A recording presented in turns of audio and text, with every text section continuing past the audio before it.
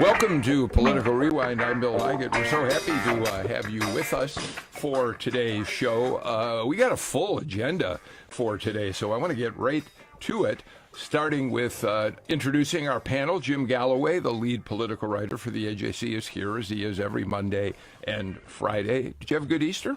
I had a great Easter and a wonderful weekend, and now we've got the Cobb County Mafia in front of you. That is exactly right, because across the studio table from you is Ginny Ehrhart, Representative Ginny Ehrhart, a Republican. You're actually in Paulding County, aren't you? No, I'm in Cobb. she's in West. She is my West Cobb. I'm and West Cobb. She is This my. is your this is my state representative? rep. Yeah. How about that? Wow. Yeah. All right. So is there anything you need from her as long as she's sitting here, Galloway? There are a couple of roads that we. Yeah, need I to know. talk about. I don't think that's the first time I've been asked about that. Ginny Ehrhart, you were elected to replace your husband in his seat, Earl Ehrhart, who was in the legislature Right. for 2+ decades. 30 years. That long. 30 years. But you have an interesting, just because this is your first time on the show, just very briefly, you've worn a lot of hats professionally. You're kind of a stylist, home decor, all that stuff. Yeah. Right. A lot of parts to me, that's for sure. I was a stay-at-home mom for 18 years. Okay. Probably one of my more important roles was raising 4 children right here in Cobb County. A TV show in Atlanta for a while. I have a radio food lifestyle show that's on hiatus, has been on hiatus during the session. Okay. Here in Atlanta. I have a home decor business that I built from scratch in my basement with a girlfriend of mine. Let's see, 3 years ago, we had 2 employees. As I sit here today, we have 23. Wow. Okay. I Well, love I'm it. glad you're here. Thank you. Earl was retiring, and I thought, how hard can it be?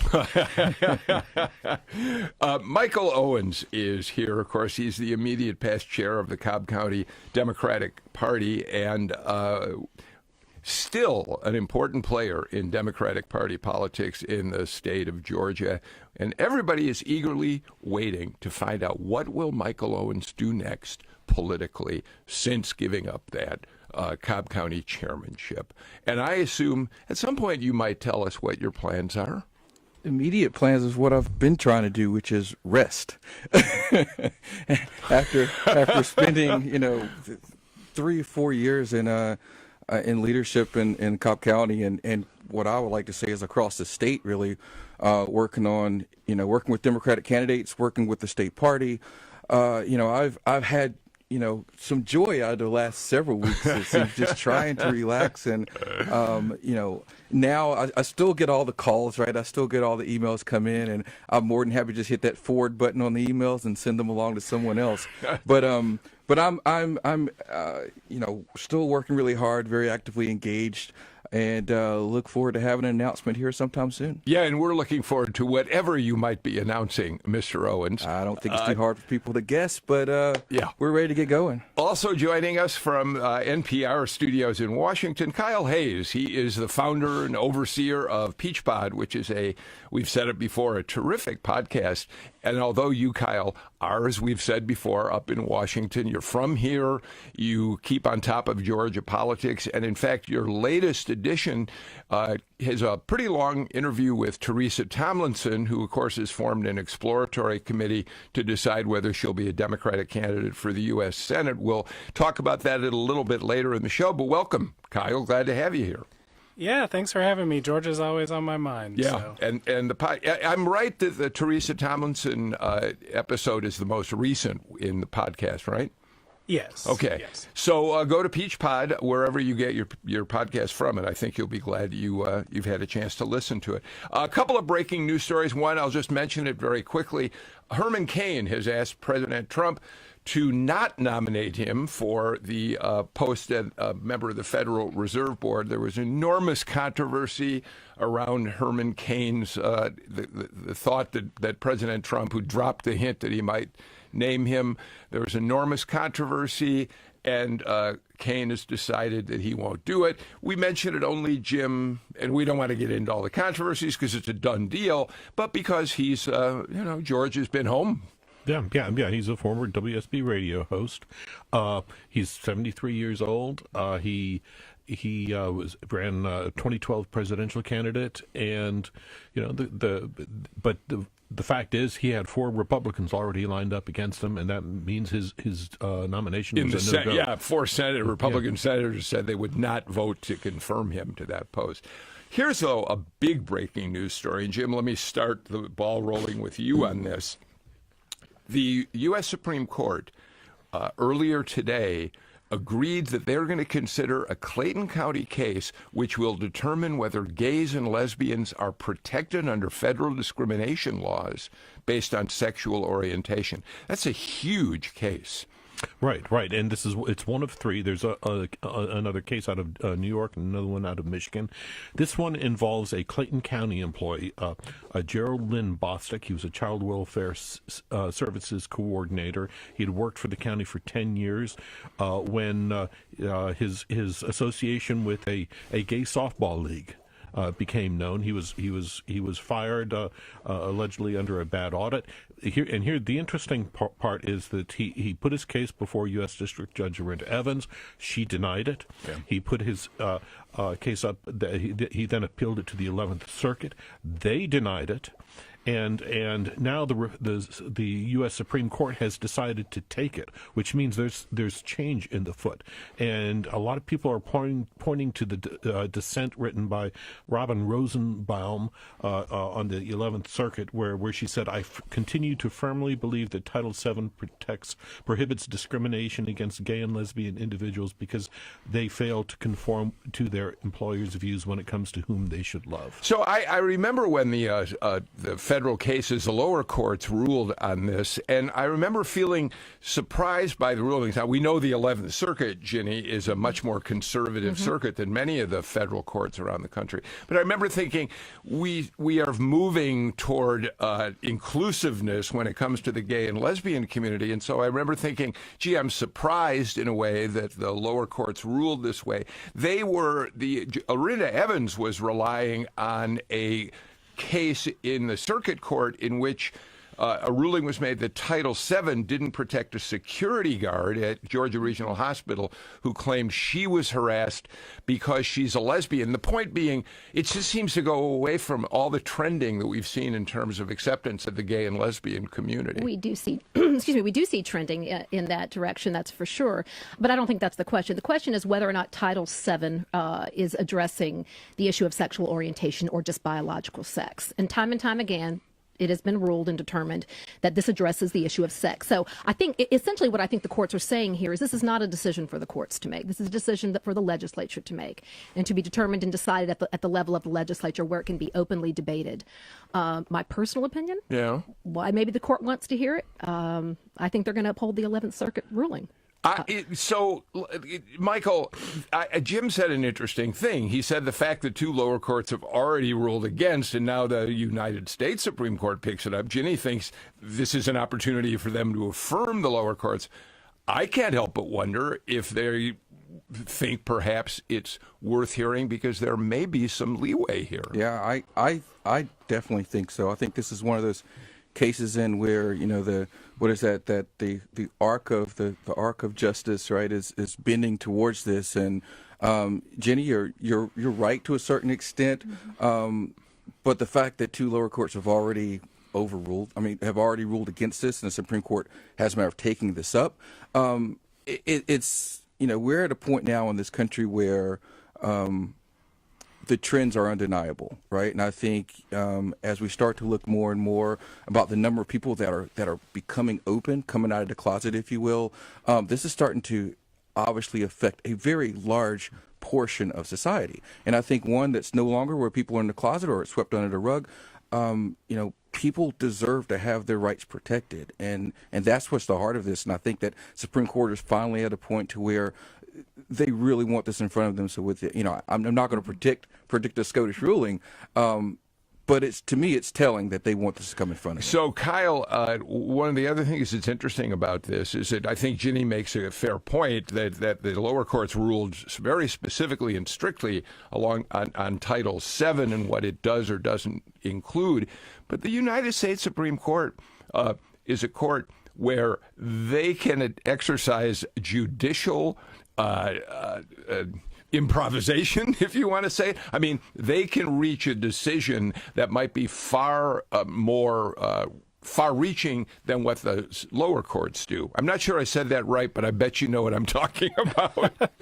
Well, I did notice, I was actually a little surprised to notice some concern among progressive court watchers today who were worried that the case might actually undo previous rulings that build up the judicial body that defines what sex discrimination is. And so while this looks like a big opportunity for LGBT people and acceptance in the workplace, it's possible that this could be written to go back the other way and narrow the existing jurisprudence on Well, this Ginny, issue. that's your point. And I'm not saying the two things are mutually exclusive. Certainly addressing the issue of discrimination in the workplace is one thing. I think what we're doing here in this situation is speaking directly to the language of Title VII. What does it say? What does it mean? We know how the courts have ruled in the past. Like I said, maybe I'm a conspiracy theorist here, but I think maybe this might be an opportunity for the Supreme Court to settle the issue and then bring it up in the legislative process where it should be. All right, let's watch how that unfolds. We Go ahead, Jim. we should note that Georgia has no state law forbidding discrimination. We have no civil rights statute, which has always been one of the reasons that so many people object particularly to a religious liberty bill, because there's no civil rights protection on the other side of that, right? Right. All right. We don't have a date for this case. The Supreme Court has not set a date. I'm assuming it's not going to come till the fall session. I mean, we're not going to hear. It's not going to be decided before they leave for this year. So it's going to be a fascinating case to watch unfold.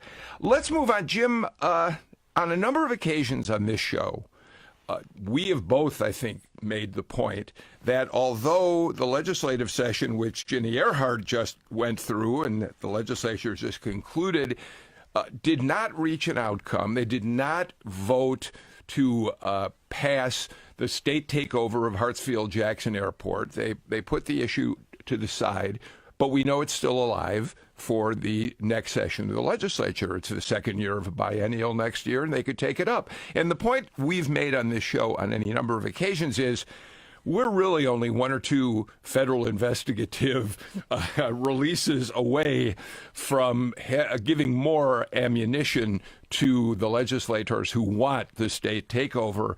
And boy, this weekend, two stories in the AJC that could, in fact, fuel those who want to have a state takeover.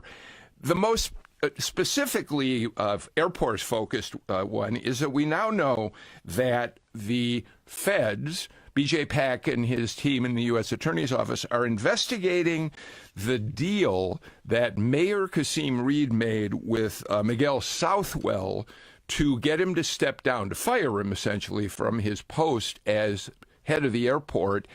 It involved a payoff of some $147,000. City Council was not aware of many of the details of this. We don't know where the money came from. And we don't know where the money came from.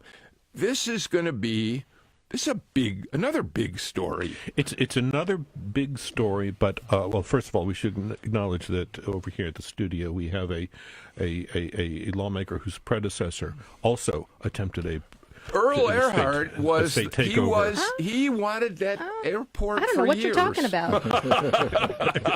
All right. So, but here's the thing, Bill, is that one message that Brian Kemp has kind of sent in addition to the fact when he said he was against this legislation and thought it was a poor idea, is that he wanted to make sure that Mayor Keisha Lance Bottoms knew that the city had to keep its nose clean from here on out. Yeah. This is more detail, yes, but it's arising from the Reed administration and what happened 2 or 3 or 4 years ago.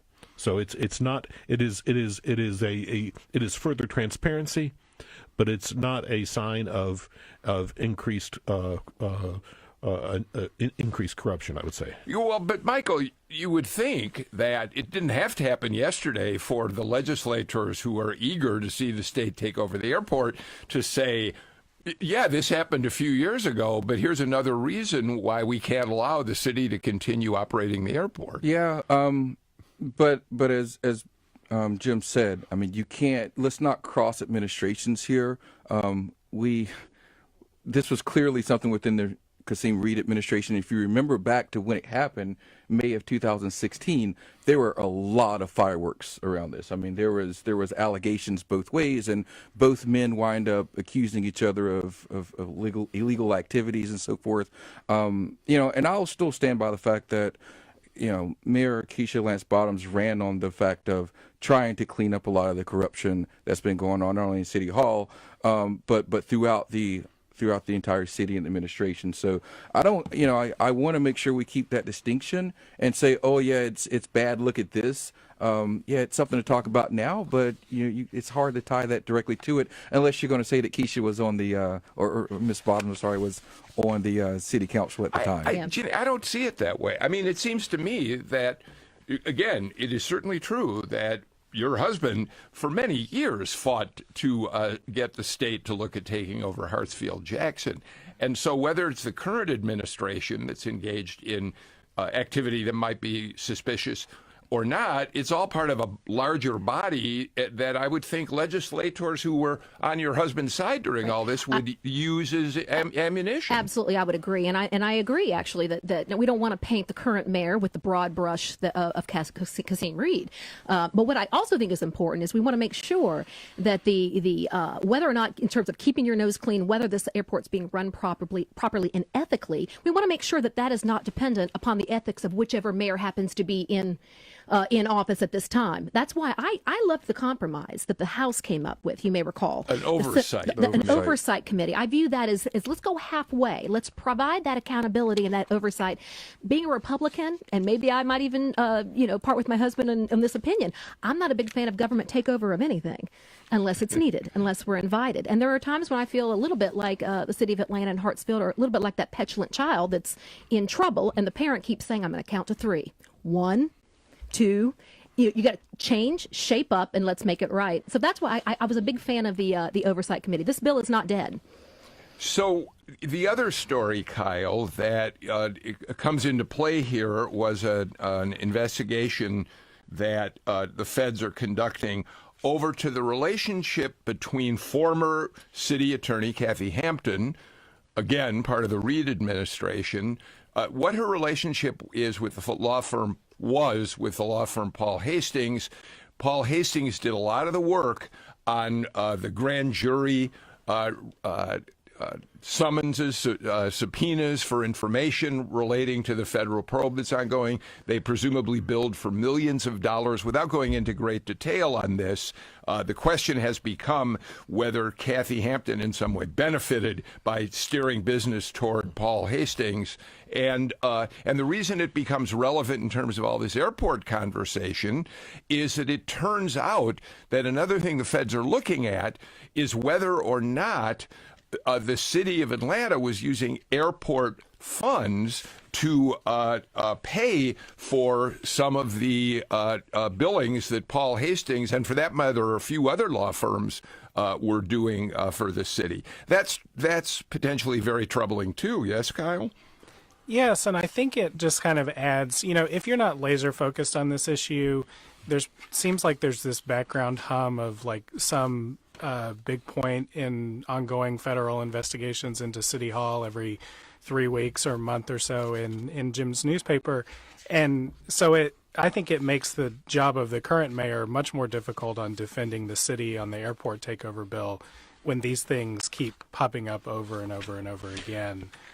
One thing to keep in mind here, Bill, is that the FAA has already announced several weeks ago that it was going to include the Atlanta airport in a series of audits. And they're about to begin, aren't they? And they're about to begin. Yeah. So I think what you might be able to do is take a look at this B.J. Pack investigation. He's the U.S. attorney, and look at it as them getting ready to see what comes out of it and be prepared to see what comes out of that audit. Mm-hmm. All right. Michael, you think that because this isn't the Bottoms administration, that there's not as much of a compelling argument to be made by the supporters of the state takeover. Here's what I think. The Hartsfield-Jackson Airport has been the busiest airport in the world for almost 20 years now, right? 100 million plus passengers a year. 250,000. I mean, the list goes on and on. And my simple question is, if it's so terribly run, then how does it continue to be effective, efficient, and move that many people in airplanes around to support the entire ecosystem of the world at this point, not only the nation. So, not only the nation. So I would question that, going, things can't be as bad as they seem. This takeover has other items outside of the airport just not running as a functioning body. Well, I mean, which Michael's point is well made, because, Ginny, it was many of the Republican leaders down at the Capitol who all said, including your own, not that he's your speaker. Why does his name keep coming up? I thought you were referring to my husband. No. I mean, we had Republican leaders, including the governor, saying we don't quite see why there's a compelling reason, but we'll watch between now and next January. I was going to say, why don't we just buckle our seatbelts and see what happens? I think a lot's going to happen, and I think that's right. We'll see how bad it really is. All right, I want to throw out a question. Ginny, let me start with you on this, because you were a supporter of 481, I believe. I was a co-signer. Okay, the bill that virtually outlaws abortion in Georgia. And Galloway on this show made the point, probably correctly, that Governor Kemp was not eager to sign this bill into law as long as the Masters tournament was heading to Georgia while it was going on here. He didn't really see any point in bringing national attention to that bill at the same time. The Masters is over. What are you hearing about what the governor's plans are? When's he going to sign this bill? Yeah, I don't quite understand the sort of the concern with when he's going to sign it. He will sign it before before it's May 12th, I think, is the deadline. Yeah. I know that you mentioned earlier, is it going to be a big production? Yeah. Or might he sign it quietly? I hope it's a big production. I want to be there. I want to be standing beside him. I want to be photographed beside the governor when he signs this. It's a pivotal bill. And just one minor correction, it does not virtually outlaw abortion in the state of Georgia. It's very specific and very narrowly defined in what it does and does not do in terms of a woman's right to have an abortion. Abortion will still be legal in the state of Georgia up until the point that a human heartbeat is detected. It'll also be legal for cases of rape, incest, medically non-viable babies, health of the mother. There are a host of exceptions that were included in the language of HB 481. Michael? Go ahead. when a bill that does not allow a woman to have a choice about her own reproductive health, and when we know that what we consider a heartbeat, the heartbeat bill is at 6 weeks, plus or minus, and that the vast majority of women do not even know that they're pregnant at that point in time. That's actually an incorrect fact. The vast majority of women do know they're pregnant before that point. The vast majority of women determine they're pregnant somewhere between 3 and 5 weeks by use of a home pregnancy test. So just to correct on that point.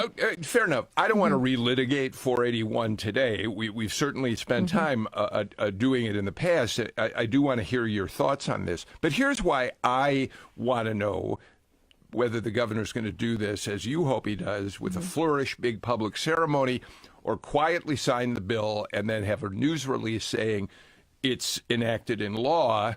Kyle, you're the guy who's living in Washington right now. A big public ceremony. This bill has already drawn national attention, along with several other states that have passed similar laws. Texas, I think, is the most recent one next to Georgia. Ohio, actually. Ohio more recently. All right. It's already gotten a lot of national attention. How much do we want in this state to have a big public ceremony, lots of video cameras there, making the national news? Ginny thinks that's a great idea. What's the take as you walk around Washington, D.C. about this sort of thing? Well, I think this is building into the laws or group of laws that the Supreme Court will consider that conservatives and pro-life people want to see the Supreme Court overturn or significantly undermine the reasoning in Roe v. Wade. And so for Governor Kemp, I think it doesn't actually make much sense to do this in a quiet way. Democrats are going to make this an issue in the next election anyways, and so it's worth it for him to get in front of supporters of this bill and say, we delivered on this issue, which is we said we were going to do, and this is what we've done. And so I would expect them to make a big deal out of it and take pride in Georgia state law being one or potentially in the group of laws that challenges Roe. All right, Galloway, you're nodding. Yeah. I mean, it makes sense for the governor to do that. It will make less sense for some of Ms. Ehrhart's colleagues in East Cobb and elsewhere in North Metro Atlanta to do the same. One thing, Bill, I am interested in watching is, okay, the governor will sign the bill. The ACLU will go directly to a U.S. district judge and ask for a stay. Mm-hmm. I want to know whether the stay will be a complete on all provisions of the bill, or whether he will pick and choose which provisions are allowed to go into effect and what won't be. Because there are two parts of this bill. There's the 6 week, the ban on abortions after 6 weeks, and then there is the personhood aspect.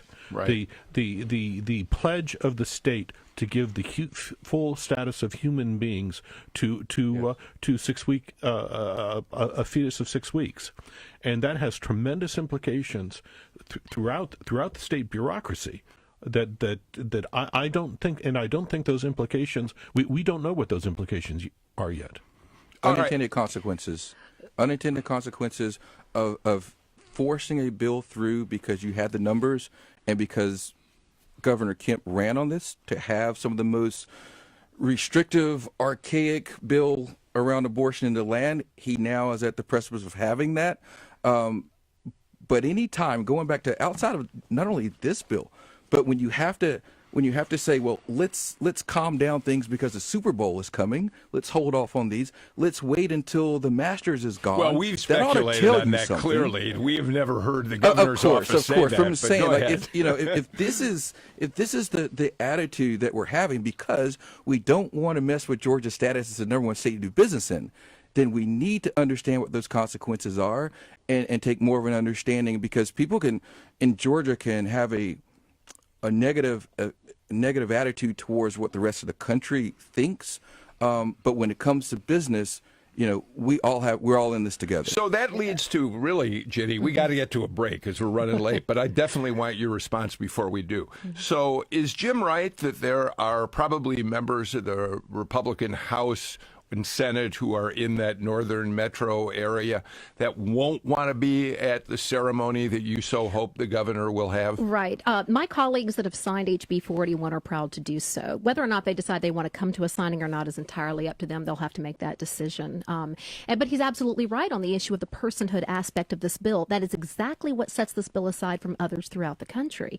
It doesn't necessarily overturn Roe v. Wade. It dovetails right into it, in that the very language of the oral arguments in Roe v. Wade said that should the states determine the personhood of the child, that the argument collapses. So what this is doing is establishing what ultimately what the goal here has been, and what I have said to my constituents is this establishes that child at the point of human heartbeat has the rights and privileges and is worthy of protection.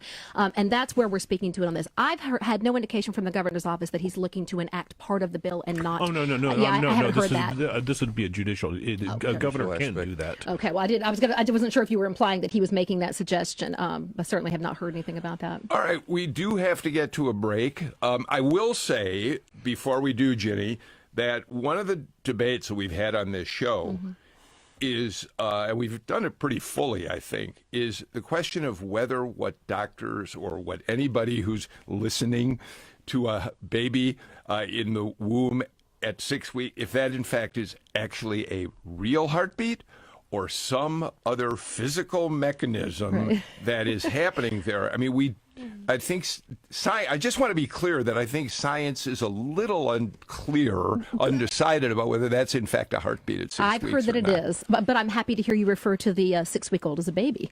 But sometimes I do think the terms like fetuses or contents are a little disconnected. And I do believe the Medical Association of Georgia was not accepting of this bill. They were against it. No, they were. All right, let's do this. Like I said, I don't want to relitigate it. I'm interested in all of your takes on this and how the governor will do it. Because if I were his press secretary, I think I'd do it a different way. But heck, if I were his press secretary, I wouldn't get a chance to do this show every day. So I'm happy to be right where I am. This is Political Rewind. We'll be right back. Now is the time to show your support for Georgia Public Broadcasting. It's super easy to do. Join us as a GPB sustainer. All it takes is a contribution to GPB each month. Set up yours at gpb.org or call 800-222-4788. Your support continues automatically month after month. You never have to remember when it's time to renew, and you provide a steady stream of support for the programs you enjoy, which helps with our planning. Consider joining us at $12 a month as a GPB sustainer, and we'll thank you with the all-new 100% cotton light blue GPB Pocket Tee. It's quick and easy to do at gpb.org, where you can see all our great thank you gifts. Just click the green donate button at the top of the page, or call 800-222-4788. We're counting on you this spring to keep GPB going strong. Thank you.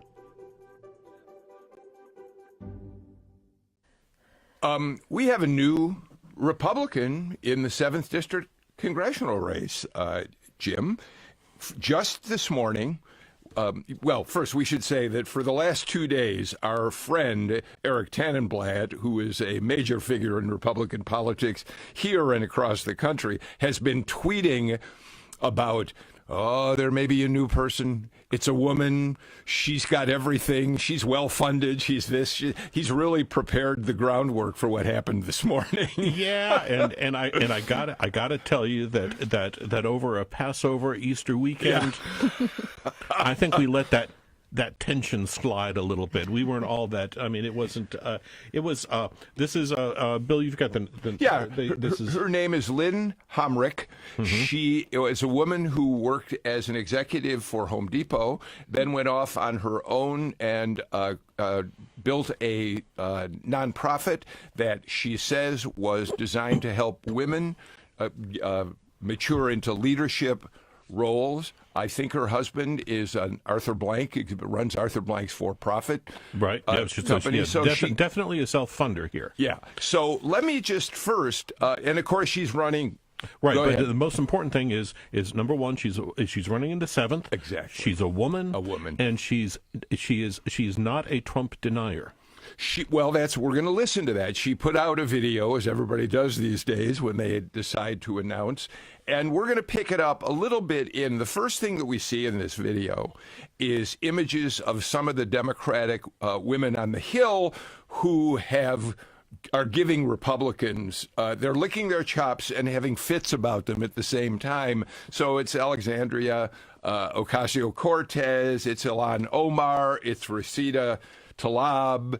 Nancy Pelosi is in there too. And at that point, after seeing these images, this is what she says. That's the best they can do in Washington? If your kids behaved like these women, you'd ground them. If they worked in your business, you'd fire them.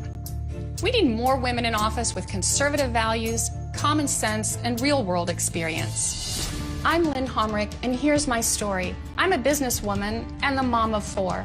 I worked my way up, building a successful career at Home Depot, becoming Vice President of Human Resources. Since then, I've started nonprofits to strengthen our community and encourage young women to seek leadership roles. Now, I'm ready to lead by example. I'm running for Congress to strengthen our economy, make sure families have affordable health care and great schools, and that American values are celebrated, not attacked. I'll work with President Trump to make America stronger. And I'll take on the career politicians from both parties to get results for you. We need more competency and less chaos. Results, not resistance. Together, we can change Washington and start solving problems again. Join me. So there is Lynn Homrich's introductory video. Kyle, Jim Galloway said an important thing. It's a woman running up there in the 7th District. We know Gwinnett County women seem to be moving more toward the Democratic Party. The question is whether a woman, well-funded woman, who embraces Trump in her opening video might have a chance to gain back some of the women's support up there. Yeah, I heard that she was getting fitted for her certified outsider's jean jacket today to run in the footsteps of Senator Perdue. I think she's a really interesting candidate to jump in this race. And I'm going to actually be really interested to see how the issue of the heartbeat bill plays out in other races as candidates get asked what they would have done or what their view is. because she may end up running against Renee Unterman, State Senator Renee Unterman, in this primary. Who carried Sarah 481? Unterman carried the bill. Yeah. So, yeah, it's an interesting. I don't think there's much question that Renee Unterman is jumping into this race, and I'll tell you why specifically, Ginny. Todd Ream, who is a frequent panelist on this show and who puts out a political blog every day, he's already taken a shot at Lynn Hamrick in his blog today.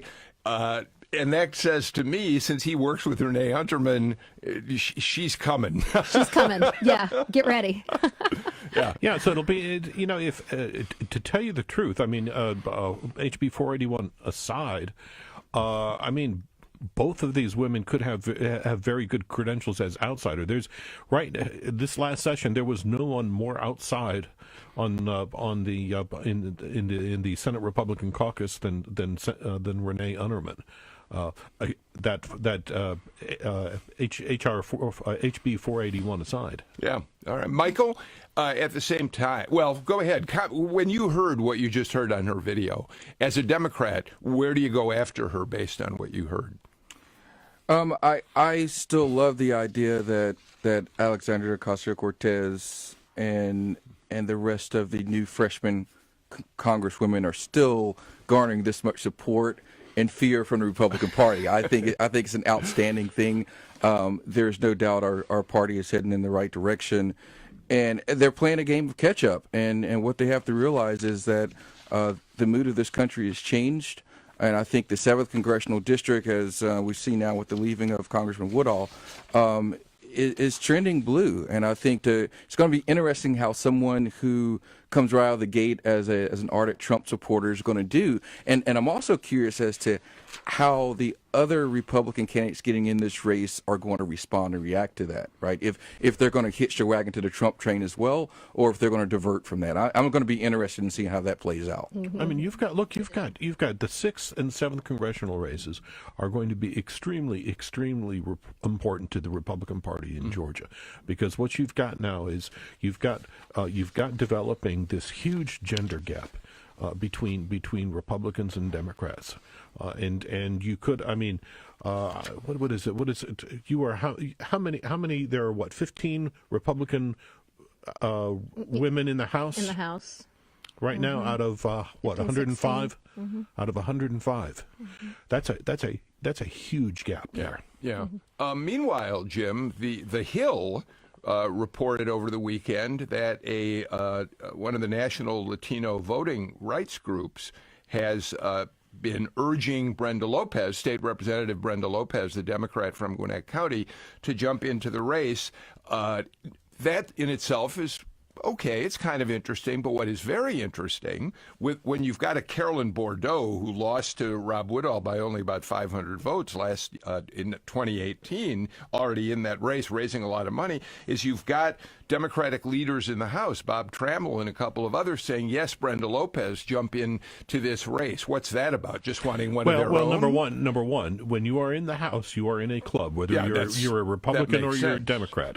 And if you go up to your leader and you say, I'm running for Congress, and nobody else in the House is, I need your support, more than likely you're going to get the support of that leader. Yeah, that makes sense, I guess. But it also seems to be, you're going to, it's Solomon. You're going to cut the baby in half, Michael? I think, there's two people that have been mentioned, State Representative Brenda Lopez and Sam Park had been mentioned at one time. And I think it speaks a lot to the district itself. I think the way Georgia's trending, you look at Gwinnett County as a majority-minority county. You look at the new Americans and the new voters that are coming in. So I think that is what leaves that door open. Besides the fact that I think both Representative Lopez and Sam Park have both been pretty phenomenal in their tenure thus far in the House. But I think it leaves that door open, and it's just going to make it for a very, very interesting run, I think. Well, with all due respect, I've failed to see anything phenomenal that Representative Lopez has done, at least this session. I'm not aware of it, if there is. And I don't know that I would hang my hat on that Latino Victory Fund endorsement or whatever that she's getting. I mean, that's the group that ran that barbaric, absurd catastrophe of a political ad up in Virginia. Remember They had the Republican governor supposedly running over minority children, the fear mongering, the race baiting. I'll be honest with you, a lot of Democrats have distanced themselves from that organization. So I'm not so sure that would be the motivator. As I said when I passed the ball over to Galloway, that it's interesting, but more interesting is the fact that House Democratic leaders are urging her to get into it as well. I think the money issue is very important. Right. And what Bordeaux had raised, maybe 340. Is she over 200 at this point? I don't know. I think so. I think so. All right. Kyle, I'm going to move ahead a little here. We were going to talk a bit about the 6th district race. If we get to it, we will. But I want to talk to you about the U.S. Senate race. Here we are, April 22nd. We're a week from the end of April. Stacey Abrams still hasn't told us what she wants to do. At first, it was going to be the end of March. Then it was going to be sometime in April, the end of April. Meanwhile, you did a long interview for Peach Pod with Teresa Tomlinson, who has formed her exploratory committee and is able now to start raising money. She's certainly out there all over the state telling people why she would make a good U.S. Senator. But among the other things you asked her was that question of what happens if Stacey Abrams jumps in and you're kind of in second place up there, right?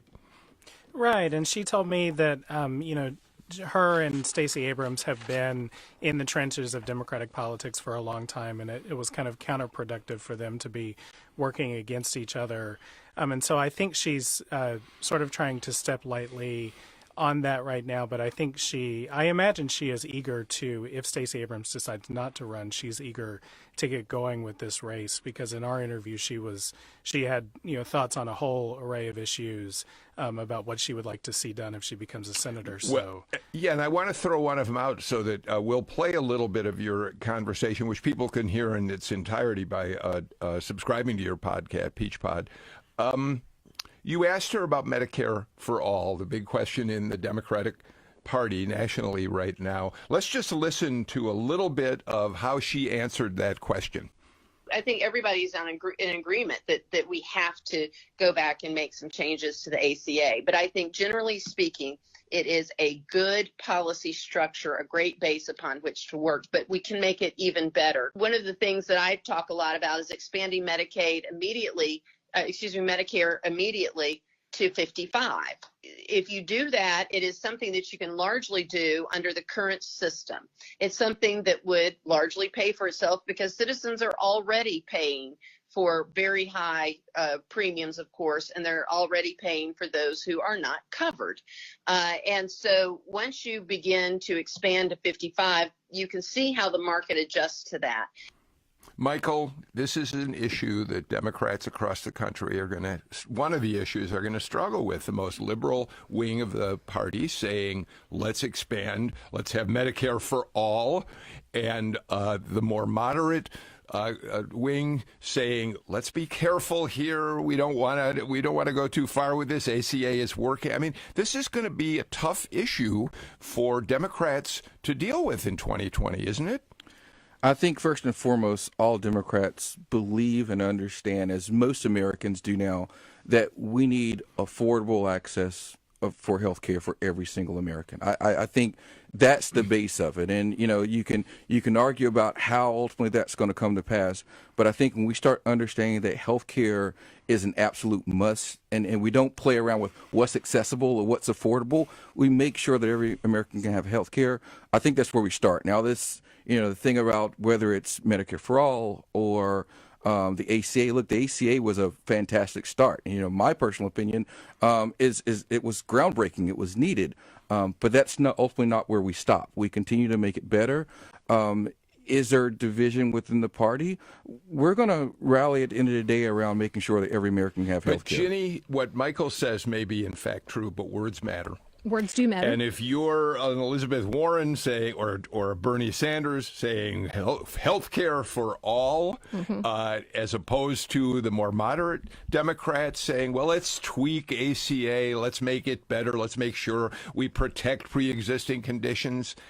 that's how voters are going to hear both of those arguments, and it'll be interesting to see how they respond. It will be interesting. You know, we addressed that in the House this year with our approach to some Medicaid expansion, which the Dems voted against. But I will say, in the case of Ms. Tomlinson, you know, my take is on that is that in speaking of Medicaid for all, or I think she even used in Kyle's interview a sort of a pragmatic approach to that. She has to say that. I think Medicaid for all is unattainable and unsustainable, more importantly. But I think just in speaking to the candidacy in general, I mean, she strikes me, and she's a very sweet woman. I listened to Kyle's interview. But, you know, the subject line on her announcement or her press release on the committee that she formed was, you know, basically, I'm in if Stacey's not. So I essentially, you know, and hear my heart when I say this, she's a second string candidate. She knows. Jim, we got to get to a break. You get the last. A second string candidate. Hold on a minute. I know Teresa Tomlinson personally, and she is a phenomenally smart woman that as mayor of Columbus hasn't even scratched the surface of what she's capable of doing. If she decides to run for U.S. Senate, we will be lucky to have her as a candidate. Well, it's not an indictment of her senator. personality or her abilities. It is simply her words only that she's only going to run if Stacey Abrams is out. Last word. Okay, on the health care issue, I think both Republicans and Democrats are going to have to start, when they get deeper into the weeds, they're going to have to start listening to hospitals, and especially hospitals in rural Georgia, because any change to Medicare could have dire consequences. If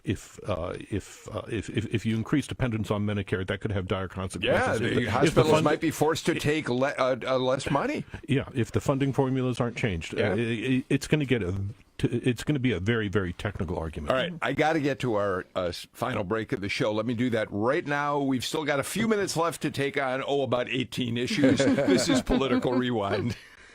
Now's the time to help make GPB's Stealth Drive a success, so you'll continue to hear more programming and less fundraising. But this will only work when you help us raise the funds we'd receive during a traditional on-air campaign. And as you know, that would mean taking time away from the programs you hear. Your support allows GPB to deliver the valuable services you rely on and enjoy. So now is the time. Donate at gpb.org or 800-222-4788. In 2017, U.S. Navy destroyers collided with large commercial ships in two separate incidents in the South China Sea, killing 17 American sailors. On the next Fresh Air, we speak with ProPublica's T. Christian Miller, part of an investigative team that found chronic understaffing and other problems affecting ships in the 7th Fleet, which responds to threats from China, North Korea, and Russia. Join us. Fresh Air is this afternoon at 3 here on GPB and gpbnews.org. All right, we got a very little time left, a lot to talk about. I want to do one thing really quickly, Jim Galloway, and we'll do this fast. I'm just going to ask you. Republicans have now misfired twice on attacking Lucy McBath. A couple of weeks ago, they tried to attack her on her residency in Tennessee. Turns out she doesn't live in Tennessee. They tried to trick her with a package that was signed for by her mother-in-law, not her, and that one misfired. More recently, just this last couple of days, the Washington Free Beacon, a very conservative news outlet in Washington, ran a big story on Ilhan Omar's contributions to a number of Democratic candidates, including Lucy McBath, and then said the McBath campaign had failed to publicly to make note of the contribution. Right, and as it turned out, as it happened, they simply declined the check here. They said they weren't going to take it. Now they were out this morning saying that she took it in 2018 before Omar held any office. It gets. But here's where it does get more complicated, Michael. This again is the split in the Democratic Party. You know, do you support Ilhan Omar as a Democrat? Do you think she is in fact worthy of being someone you take contributions from, respect for her position on issues, or do you treat her like at arm's length? That's a hard issue for Democrats to have to deal with. It may be hard for some. It's not as hard for others. I think we have to stand strong as a party. We have to understand that being one of the first Muslim women to join Congress is incredibly hard. during a time we've now had years of xenophobia, I think, running wild in this country. So I think she's incredibly courageous for the work that she is doing and willing to make willing to be bold enough to ask the questions about some things that need to be asked. I may agree with that, Ginny, but when a Lucy McBath believes that she has to refuse that check, she has to. It suggests that there's a problem. There is a problem, absolutely. And to say it's an easy decision, it's not an easy decision for our Jewish constituents and those that take real exception to some of the things that Ilmar Omar has said in public. So I think probably Lucy McBath's campaign did the right thing in distancing themselves from her. They should have returned the check, and I'm glad they did. Kyle, real quick, do you see the Democrats struggling with this? Well, I think the use of Ilhan Omar and Alexandria Ocasio-Cortez and Rashida Tlaib and a lot of different Republican ads, they let off Karen Handel's ad too. I think it's a new kind of Southern strategy updated for 2019 that Democrats need to learn how to deal with. Yeah, that's really interesting. All right, we're fast running out of time. Ginny Ehrhart, you sent me a note saying, let's talk, and we have about a minute and a half to do it. Talk about decorum. You said to me, why don't we talk just briefly about the fact that decorum is broken down in the Georgia legislature? Mm-hmm. I presume the next part of that sentence is like it has on Capitol Hill. Right, absolutely. Interestingly, and it's what I have to compare it to. My favorite uncle, almost like a grandfather to me as I was growing up, was the longest-serving Democrat in the Florida House of Representatives. Wow. So I grew up watching my uncle interact with Republicans. I saw the civility, quite frankly, between he and his Republican friends and how they operated and how they worked. And then, of course, having had my exposure to the legislature just, through osmosis and through my association with my husband in the past, I've seen a real decline, a real change. And it's almost sort of that AOC mentality, sort of those new guns that are coming in. What I've witnessed is, quite frankly, kind of shocking. And not just to me and some of my Republican colleagues, but to some of the senior Democrat leaders that I've come to know in the House. We're talking about lack of decorum in terms of simply honoring and respecting the leadership roles in the House. But what are you specifically? Let's get specific let's talk here. Specifically, I would say, for example, standing and turning their backs on speakers that are speaking from the well. That's unprecedented. That's never been done before. This was done during the presentation of 481 in the House. Not just then. There have been situations where they have organized in group and got up and left the chamber when certain bills were being debated. That's not unprecedented. It's unusual, but it is not unprecedented. So my sense is, and we've talked about this on the show, Jim, that decorum on both sides is. Ginny frames it as the Democrats. I think we've seen it. You could say that the Senate, Republicans in the Senate, in the way they treated women in terms of committee assignments, were equally lacking in a certain graciousness and decorum, even as women take more power. I think, from my point of view, it's on both sides. But in the 10 seconds we have left, it's an issue when you have Democrat representatives refusing to stand and say the Pledge of Allegiance and put their arm over put their hand. That I have not seen. And it's happening. All right. Well, Ginny, you got the last word in on today's show. Kyle Hayes, thank you for joining us. Michael Owens, Ginny Ehrhart, Jim Galloway, you'll be back on Friday, and I'm looking forward to seeing you tomorrow. Jackie Cushman and Theron Johnson. We always love it when the two of them are on the show. I'm Bill Nigut. See you tomorrow at 2.